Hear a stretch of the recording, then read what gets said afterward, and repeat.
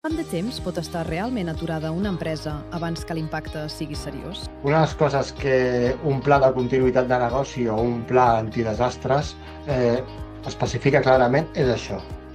Quant de temps i quins costos tenen les aturades de producció. Això és molt diferent per cada empresa.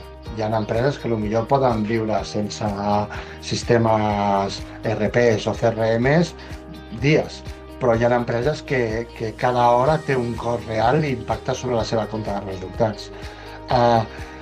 Jo diria que el punt de recuperació ha de ser aquell que permeti tornar a continuar amb les funcions de l'empresa normals en un període de temps on els costos siguin prou acceptables en comparació amb els costos d'aquest pla i d'aquesta eina i d'aquesta estructura de còpies de seguretat i de recuperació davant de desastres.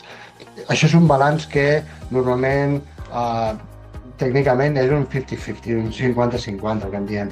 Escolta'm, si cada dia que perdo perquè no puc estar treballant, perquè tinc les treballadores a casa, doncs són 50.000 euros, doncs llavors per mi invertir 50.000 euros a l'any en seguretat són suficients, és un win-win.